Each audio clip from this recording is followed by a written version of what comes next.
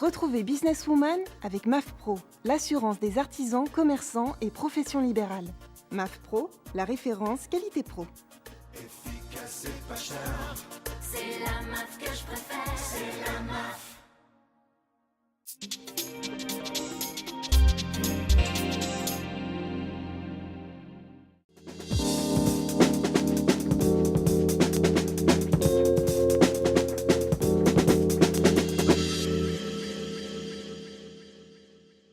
Bonjour à toutes et à tous, merci de nous suivre sur We Do Biz Demain TV. Alors aujourd'hui, l'émission Businesswoman est consacrée aux entreprises de conseil, ces entreprises qui offrent un partage de compétences dans un secteur qu'elles maîtrisent, les plus connus étant les services marketing, communication, entre autres, des services qui visent à améliorer le fonctionnement et la performance de votre petite entreprise. Qui se cache derrière ce secteur tertiaire? Comment se porte le marché? Et comment se faire une place sur des voies parfois très concurrentielles? Alors pour nous en parler, deux femmes. Nous avons Amandine Couder, bonjour. Bonjour. Vous êtes fondatrice de l'agence Advicecom, agence de conseil en développement commercial. Et aussi Delphine Parlier, fondatrice de Timbuktu, agence de création de noms. Est-ce que vous pouvez nous définir respectivement votre activité? Advicecom est une agence de conseil en développement commercial, mais spécialisée exclusivement pour les agences de communication et de marketing. Donc notre métier est d'aider ces agences à se développer, que ce soit sur une partie conseil stratégique, aide au positionnement, mise en relation avec des annonceurs qui auraient des projets à court ou moyen terme et qui souhaiteraient leur confier, jusqu'à de l'apport de visibilité, RP, community management. Et en ce qui concerne Timbuktu? Alors nous sommes une agence conseil spécialisée au sein de la communication sur un marché de niche qui est la création de noms de marques. Dont notre expertise, c'est de créer des noms de marques, c'est-à-dire des noms de sociétés, des noms de produits, des noms de services, pour un panel d'entreprises qui va du grand compte, des sociétés comme Carrefour ou Michelin, le groupe Yves Rocher, des grosses PME ou des ETI, jusqu'aux TPE et aux entrepreneurs qui ont tous la problématique du nom à travers le nom de leur start-up. Et donc on est amené aussi à travailler pour ces gens-là. Alors l'émission est consacrée aux entreprises de conseil. Diriez-vous que les femmes sont bonnes conseillères? Moi, je pense que les femmes sont par nature faites pour le conseil, tout simplement parce qu'une femme par nature, c'est quelqu'un qui est tourné vers les autres, vers les enfants, vers autrui, et qu'à ce titre, les femmes ont le sens de l'autre et sont tournées vers la compréhension de l'autre et l'attention à l'autre. Donc je pense que les femmes ont le sens du service et du soin accordé à l'autre. Le conseil, ça part du diagnostic. Il n'y a pas de bon conseil sans bon diagnostic. Et le diagnostic, c'est comprendre l'autre, l'interroger, comprendre ses besoins. Donc je pense que les femmes sont bien placées pour ça. Alors beaucoup de femmes rêvent aujourd'hui de monter leur structure, leur entreprise. Quelles sont les difficultés que vous avez rencontrées à la création de votre entreprise et comment vous avez fait pour y pallier? Moi, les principales difficultés que j'ai rencontrées, je ne pense pas qu'elles soient liées à un problème d'homme ou de femme, de sexe. En tout cas, pour la partie création. J'ai été confrontée à des problèmes juridiques ou de conseils que je me pose à moi-même sur là où je voulais aller, mais je ne pense pas que ce soit lié à un problème de sexe. Je dirais que c'est plus après au quotidien, en tant que femme, typiquement sur des problématiques plus de management, où là, je trouve qu'effectivement, c'est peut-être un petit peu plus compliqué. C'est-à-dire recrutement, diriger une équipe, trouver des personnes fiables? Oui, tout à fait, recrutement. C'est toujours délicat. Alors, j'ai aussi une problématique peut-être de l'âge également, qui fait qu'on aurait plutôt tendance à vouloir peut-être de temps en temps prendre le dessus. Donc il faut être encore plus vigilante, à se dire, voilà, je suis animée par la passion de mon métier, je veux le transmettre, mais en même temps, il ne faut pas que ça déborde parce qu'on peut vite être face à des personnes qui en profitent et qui vont jouer du côté féminin et de deux sur l'âge. Donc, voilà, c'est vrai que ça fait beaucoup. On aurait plus tendance d'avoir envie de copiner avec vous plutôt que de vous considérer comme la big boss, c'est ça? C'est ça, c'est un petit peu là. Alors, Delphine Parlier, c'est la deuxième fois que vous créez votre entreprise. Quelles sont les difficultés que vous avez rencontrées en France comparées à ce que vous avez vécu une première fois ailleurs? Je dirais que sur la France, techniquement, c'est facile de créer une société aujourd'hui. On a aujourd'hui des facilités, l'information est là, il y a de nombreux sites, le site de la PCE. Donc aujourd'hui, les gens sont informés et techniquement, c'est relativement facile de créer une société. Après, je dirais que ce qui est compliqué pour quelqu'un qui démarre, c'est de se positionné dans une posture où on est amené à tout gérer dès le démarrage, le commercial, la production, l'administratif, et d'avoir différentes casquettes. Donc ça, c'est, je dirais, le challenge qui se pose à tous les entrepreneurs, hommes ou femmes, et qui est compliqué au démarrage. Et on peut très vite se retrouver dans une spirale où on est happé par le quotidien. Et ce qui est important quand on monte une société, qui plus est une société de conseil, c'est d'avoir la capacité à sortir du quotidien pour pouvoir prendre du recul et savoir quelle est son offre, quel est son positionnement, quelle est sa valeur sur le marché et comment on envisage demain. La tête dans le guidon, ça empêche en tous les cas parfois d'avancer. C'était dans quel pays que vous avez monté votre première entreprise ? J'ai monté en France, mais je l'ai développée aux États-Unis et au Moyen-Orient. Je dirais que commercialement, c'est un pays... Travailler à l'international, pour moi c'était natif parce que j'ai toujours travaillé à l'international. Mais développer des contacts commerciaux aux États-Unis ne m'a pas posé de problème particulier. Je dirais que c'est même peut-être plus facile qu'en France, où en France c'est un pays qui fonctionne beaucoup par réseau. Et si on n'a pas les bonnes introductions, le développement commercial n'est pas toujours facile. Alors aujourd'hui, depuis combien de temps existent vos entreprises et comment vous démarchez vos clients concrètement sur le terrain quotidiennement ? Moi, Advicecom existe depuis 3 ans. Et je commence à démarcher de nouveaux clients par du réseau, les réseaux sociaux, LinkedIn essentiellement. On en parlait. À 90%. Et j'ai eu la chance pendant 2 ans de fonctionner au bouche à oreille. Je suppose que mes clients sont satisfaits et du coup, beaucoup d'agences qui entendaient parler de nos services vous appellent en disant voilà, vous avez travaillé avec un tel, j'ai besoin de votre aide, etc. Et là, sur un désir après de développement plus important, ça a été la restructuration de l'identité aussi, l'identité de la société, que ce soit visuelle et sur le discours et de nos expertises. Et après, j'ai communiqué autour. Alors, on rappelle que l'activité principale de Advice Communication, c'est aussi d'aider les entreprises de communication à démarcher leurs propres clients. Tout à fait. Est-ce que vous utilisez les mêmes méthodes pour votre agence que pour vos clients et quelles sont les méthodes ? Pas du tout. Pour Advicecom, c'est les réseaux sociaux pour aller chercher nos clients et des mails essentiellement. Et pour le développement de nos clients, c'est le téléphone.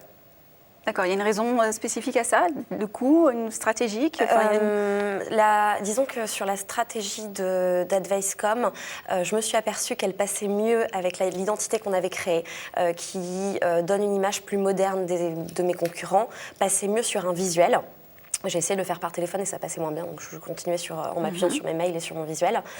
Pour nos clients, les contacts que l'on démarche sont des annonceurs qui reçoivent énormément d'appels d'agences de communication pour travailler avec eux. Et le meilleur moyen d'y arriver avec des moyens à court terme, c'est de les avoir au téléphone et d'être dynamique, d'être souriant, d'être poli et qu'ils aient envie directement de se dire « ouais, ok, cette agence-là, j'ai envie d'aller plus loin et j'ai envie de la rencontrer ». Et c'est plus rapide par téléphone. Et alors pour Timbuktu, pareil, comment vous faites pour démarcher vos clients et quelles sont leurs attentes au jour d'aujourd'hui ? Alors pour démarcher les clients, on commence toujours par le réseau personnel ou professionnel.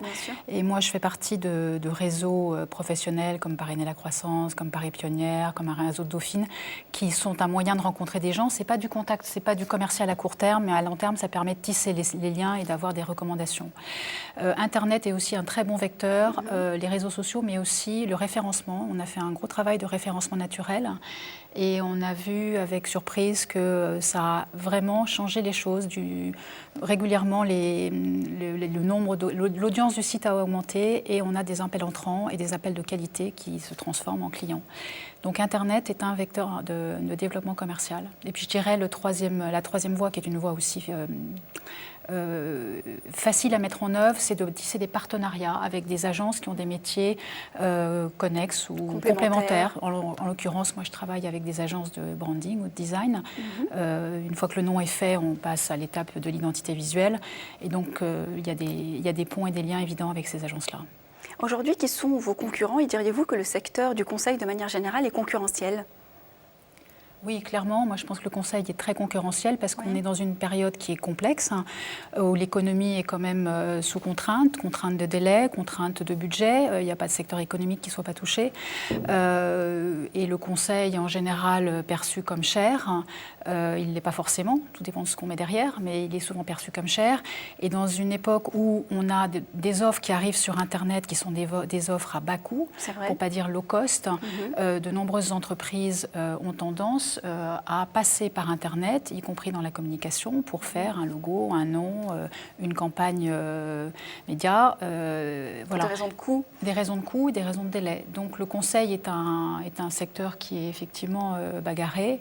Et dans notre secteur à nous, qui est celui de la création de noms, on a des concurrents qui sont des agences de naming, bien évidemment, des agences de com au sens large qui peuvent être amenées à faire du nom, mais on a cette particularité, et là je ne sais pas s'il y a beaucoup de secteurs comme le nôtre, où notre principal concurrent, c'est finalement l'interne, quand les entreprises, pour des raisons de coût ou de mode de fonctionnement, vont décider de faire le nom elles-mêmes sans faire appel à un prestataire externe. Aujourd'hui, comment s'est opérée votre croissance et à partir de combien de temps vous avez commencé à être rentable pour les femmes qui éventuellement auraient envie de se lancer dans le conseil? Combien de temps il vous a fallu? Advicecom a une problématique qui fait que on est obligé de se tourner, de créer de nouvelles expertises qu'on est capable de gérer pour être rentable. Parce que le métier de conseil en développement commercial est vraiment lié à une problématique d'humain derrière, donc comme de tout métier dans le conseil. Mais nos clients nous demandent des résultats très concrets de nombre de rencontres qu'on ait pu avoir pour eux, qui nous permet du coup de ne pas avoir une rentabilité qui puisse énormément évoluer si derrière on n'a pas les personnes qui sont capables de le gérer. Donc le meilleur moyen pour évoluer et être plus rentable est pour moi de créer des offres additionnelles. Et du coup, c'est un projet que j'ai lancé récemment. Donc on n'est pas encore rentable sur ce point-là. Et en ce qui concerne Timbuktu ? Je dirais que dans le conseil, l'avantage du conseil, c'est comme on vend du temps homme. On peut commencer dans le conseil tout petit, on est seul, donc on vend son temps. Et puis ensuite, on a très peu de coûts extérieurs. Et donc après, on peut croître en fonction de l'activité commerciale. Donc ça, c'est l'intérêt du conseil par rapport à d'autres activités où on peut se retrouver, si on veut lancer une marque de mode ou de chaussures ou autre chose, on se retrouve avec des frais de production qui sont très élevés. Donc l'intérêt du conseil, c'est ça. Donc nous, là, on se développe, là on est 3 à temps plein, on est 2 à temps partiel, donc on est une petite équipe, mais et j'espère que l'année prochaine on sera 2 ou 3 de plus. On imagine bien quand on vous entend que c'est pas toujours facile d'être entrepreneur et de créer sa boîte. On sait que quand on devient entrepreneur, c'est qu'on sent qu'on a la fibre entrepreneuriale. À partir de quand vous aviez su que vous aviez cette fibre, quels en étaient les symptômes, j'ai envie de dire?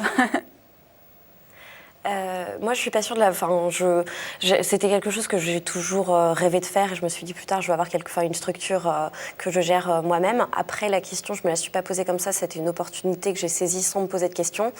La seule chose que je sais aujourd'hui, c'est que je ne pourrais pas faire machine arrière. Donc, en tout cas, je sais que je l'ai parce que l'étant depuis maintenant 3 ans, je pourrais pas changer de statut. Vous avez anticipé ma prochaine question, si c'était à refaire. Donc j'ai la réponse. Cette fibre entrepreneuriale, vous l'avez ressentie comment? À quel moment? Moi, je l'ai eu très, très jeune. J'ai eu mes premières... donc je travaillais dans des grandes agences de communication et j'ai eu mes premières idées d'innovation technologique et de société à 25 ans, à une époque où la technologie n'existait pas et ne me permettait pas de me lancer. Donc je me suis lancée après une première expérience professionnelle en tant que salariée. Mais je savais, j'avais ça en moi. Ça se passe... je dirais, c'est un peu dans les tripes que ça se passe. On ressent physiquement le besoin d'être indépendant, d'être à son compte. Et il y a une réflexion que faisait souvent Steve Jobs, si vous avez lu son autobiographie, qui disait qu'il, dans son domaine, cherchait à faire avancer la roue de l'humanité. Et je crois que quand on est entrepreneur, on a dans son domaine, chacun à sa mesure, à sa petite échelle. À sa petite échelle, ce besoin d'apporter quelque chose au reste du monde, ou en tout cas à ses clients, et de faire avancer la roue de l'humanité. En l'occurrence, moi, c'est dans le naming, parce que j'ai une façon de travailler et une offre qui est innovante, avec des propositions de produits et de services qui sont innovantes. Donc on a cette envie d'apporter sa petite révolution, comme d'autres ont pu le faire à l'échelle planétaire. Voilà. Ces quelques mots de sagesse seront les mots de la fin. Merci d'avoir répondu à toutes nos questions. Merci à vous de nous avoir suivis. Les sites internet de nos invités s'affichent en bas de l'écran. Vous retrouvez l'émission évidemment sur We Do Biz, sur Demain, mais également sur le site ellesentreprenent.fr et sur le site de la PCE. À très vite sur Demain.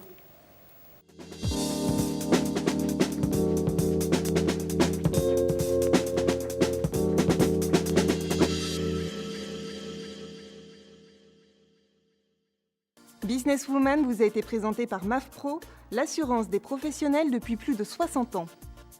MAFPRO, la référence qualité pro. Efficace. c'est pas cher. C'est la MAF que je préfère. C'est la MAF.